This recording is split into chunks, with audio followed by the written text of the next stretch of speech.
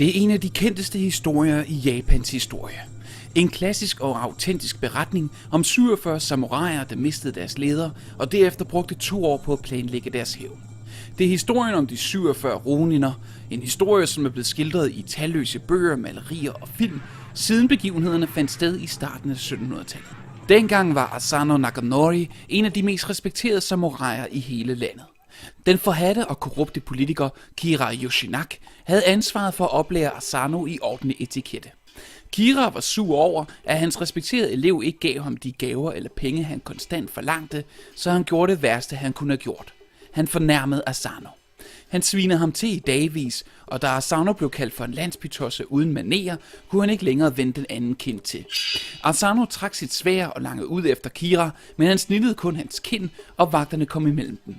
Selvom Kira ikke var død, var det en stor nok forbrydelse i sig selv, at Asano havde trukket sit sværd, til at han blev beordret til at begå seppuku. Et selvmordsritual, hvor man tvinger et sværd igennem ens egen krop. Asanos familie skulle derudover udlevere alle deres ejendomme, og Asanos mange samuraier blev erklæret Ronin. En Ronin er en samurai uden leder og uden et mål. Fortørnet over de tragiske begivenheder, besluttede 47 af disse roniner at hævne deres faldne leder. Og efter 2 års planlægning fuldbyrdede de deres hævn og invaderede Kiras palads og kappede hans hoved af. Folket hyldede dem for at have dræbt en af landets største tyranner, men i en tid og i et land, hvor ære blev vægtet højere end alt andet, besluttede ordensmagten, at de 47 soldaters hævngerighed krævede, at de alle sammen begik seppuku.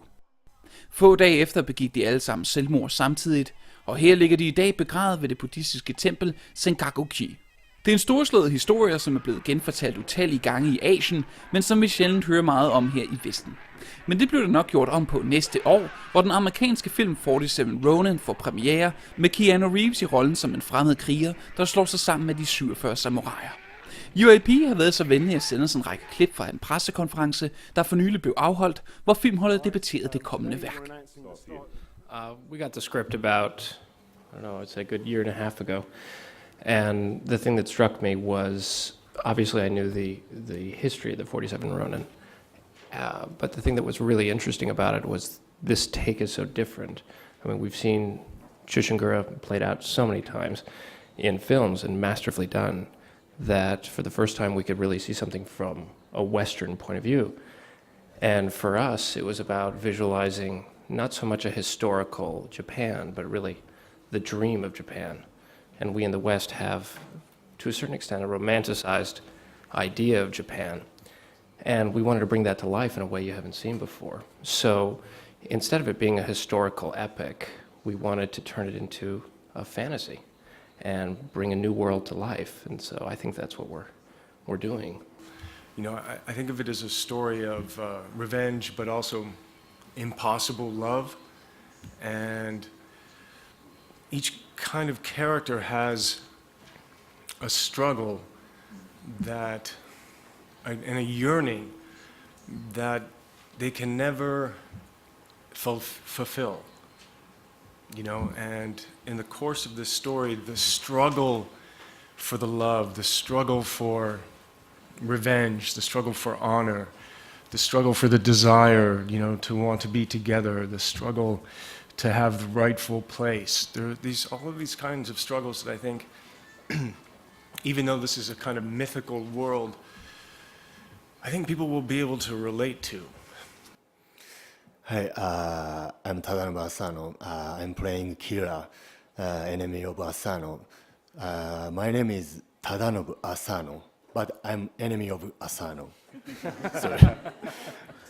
Spiritually and also technically, everything beautiful blend and a mixture of Western and Oriental and Asian cultures. And then I can join such a beautiful movie and with such a beautiful cast.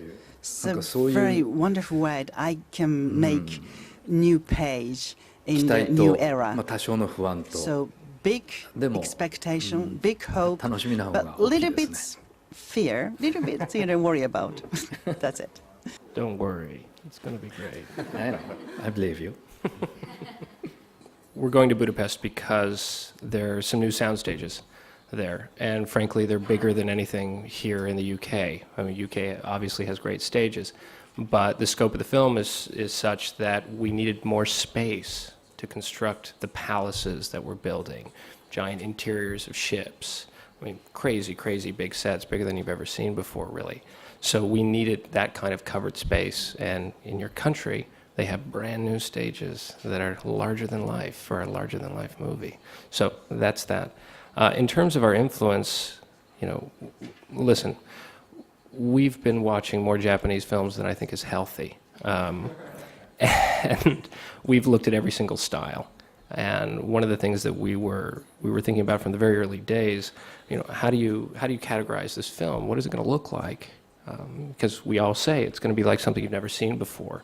But everything has an inspiration. Everything has some sort of nucleus that inspires you.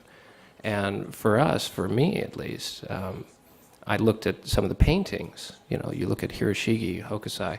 You look at these worlds that seemed like manga. I mean, if you're talking about manga, you have Hokusai as sort of the godfather of what has turned into manga. And so we went back and we looked at that. And then in terms of contemporary influences, we looked at, you know, Miyazaki, obviously, right? He's a genius. So, you know, we were looking at that. But in terms of what this film is going to be, it's going to be unique in its own way, and it's going to be very grounded. Yes, it's a larger-than-life fantasy world, but it really is the fantasy of Japan. And we're grounding it, making it real so you can connect with it emotionally. And I think that's something that we all aspire to, and that's where this wonderful cast comes in, is how do you create a world like you've never seen before, but you ground it in a way that has emotional resonance. 3D, the film is going to be shot in 3D, so that's very important to me.